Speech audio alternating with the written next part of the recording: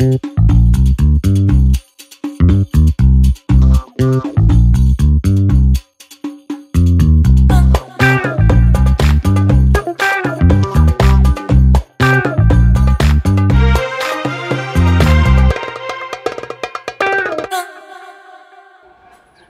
فل على الكل، على اللي بيسمعونا واللي مش بيسمعونا، على اللي معانا واللي ضدنا، أو حتى ناويين يكونوا ضدنا.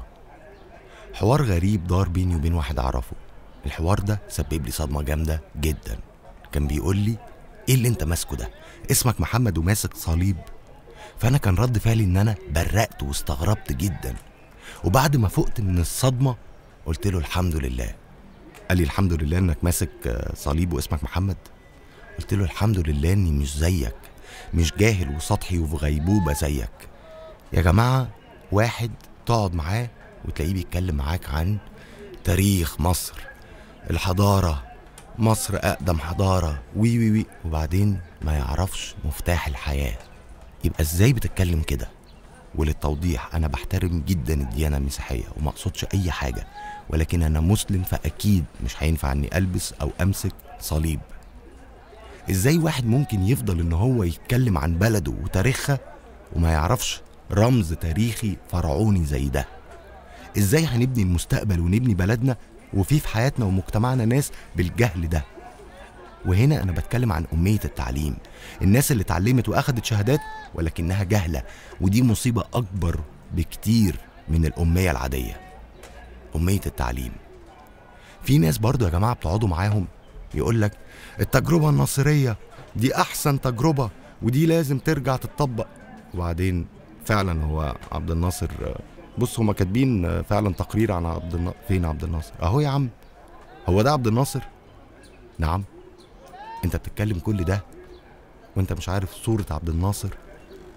طب بصوا يا جماعة انا مش هقول لكم ان في ناس ما تعرفش مين هو سعد زغلول ولا رفاعة الطهطاوي، ولا ان مصر كانت دولة قبطية قبل دخول الاسلام، وان كلمة قبطي يعني مصري، ولا مثلا مين هو عباس العقاد اللي هو طبعا بالنسبة لهم عبارة عن شارع تجاري واكبر شارع تجاري ومول مفتوح في العالم.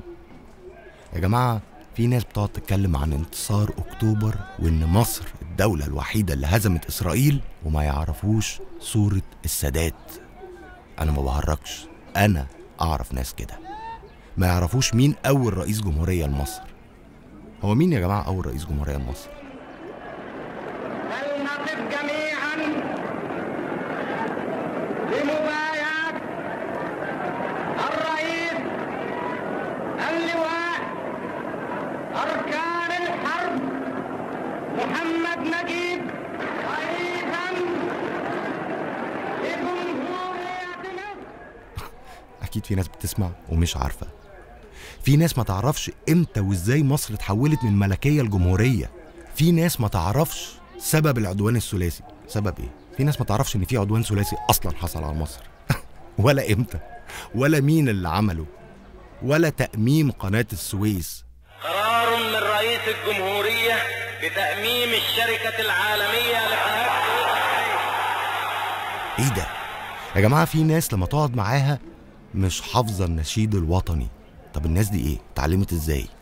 اخدت شهادات ازاي؟ بتدعي الوطنية وبتدعي انها بتحب البلد ازاي؟ في حياتنا ناس كده كتير فستك تخليك تقول الحمد لله اني مش زيهم. وانا من وجهة نظري ان مش هي دي الوظيفة اللي ربنا خلق الانسان عشانها. المفروض ان احنا نغير من بعض، الغيرة الحلوة المفيدة، انك تكون عايز تبقى زيي وانا عايز ابقى زيك، مش اني اقول الحمد لله اني مش زيك وبالجهل اللي انت فيه. ربنا خلق الانسان عشان يعمل حاجات مفيدة لنفسه والمجتمع، مش انه يكون سطحي وهايف وجاهل وفاضي ومريض فكريا. في ناس ما تعرفش مثلا مين هو دكتور مصطفى محمود، مع ان كتاب دكتور مصطفى محمود ده يا جماعة ما يزيدش عن 8 أو 9 جنيه، لكن طبعا يعرف المغني الفلاني والرقاصة الفلانية. ايه ده؟ معقولة؟ في ناس في حياتنا همها الأول تلبس ايه وتخرج فين وتسافر فين، والمهم والمصيبة انه بيتكلم عن البلد وبلدنا ومصر دي فيها أماكن سياحية ايه مش موجودة. طب رحت فين يا عم؟ أنا بروح باريس، بروح لندن. نعم. طب رحت الاقصر واسوان قبل كده؟ لا لا عمري ما رحتها. طب بتتكلم ليه؟ بتتكلم كده ازاي وانت مش عارف اي شيء عن بلدك؟ في ناس كتير يا جماعه في حياتنا بالشكل ده، صح ولا لا؟ ايه السبب؟ ايه السبب ان في ناس كده؟ هل السبب ان الزمن لما بيلعب لعبته مع حد بيخليه كده، ولا السبب هي التربيه والنشأة الغلط، ولا السبب ان الناس دي ما لقيتش حد يقول لها فوق بقى من اللي انت فيه، فوق بقى من اللي انت فيه، فوق بقى من اللي انت فيه، فوق فوق فوق فوق بقى من اللي انت فيه، فوق فوق فوق فوق فوق فوق فوق من الجهل اللي انت فيه، وبطل تقول كلام انت مش عارفه ومش فاهمه، واقرا واعرف بلدك قبل ما تتكلم.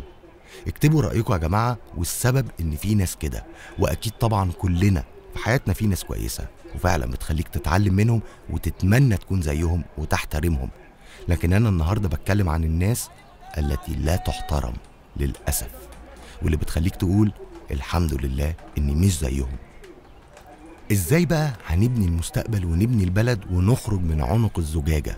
وازاي المجتمع هيتقدم لقدام؟ وازاي ممكن نكون دولة متقدمة وفي حياتنا ناس بالمنظر ده، ناس عايشة في عالم تاني غير اللي احنا عايشين فيه، وكأنهم راحوا بعيد عنوان غلط وفضلوا هناك مع السطحية والجهل واللاوعي والهيافة.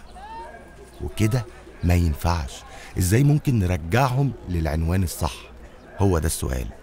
انا رأيي ان المواجهة هي الحل، ان كل واحد فينا لازم يواجه الناس اللي في حياته اللي بالشكل ده، حتى لو ده في الاول هيعمل مشكلة، لكن لازم نواجههم ونفهمهم ونحاول نغيرهم وننتشلهم من اللي هم فيه وناخدهم معانا في رحلة بناء الوطن. عشان كده بجد كفاية. في الأول المواجهة هتكون صعبة وممكن تعمل مشاكل، ولكن ده الحل عشان المجتمع ينضف. وأنا كده بدأت بنفسي. عارفين ليه؟ لأن كل الأمثلة اللي قلتها ناس أعرفها وموجودة في حياتي، وأنا كده الحمد لله واجهتهم، وأمري لله وربنا يستر. انتوا ايه رأيكم يا جماعة؟ ايه الحل في مأساة زي دي؟ وهل تقدروا تواجهوا الناس اللي في حياتكم اللي محتاجين مواجهة وتحاولوا تغيروهم للأفضل عشان يعود بالفايدة على المجتمع والبلد كلها؟ تقدروا؟ من الآخر كده أنا شايف إن المواجهة هي الحل عشان المجتمع يتقدم لقدام ومصر ترجع زي زمان. محمد سعيد.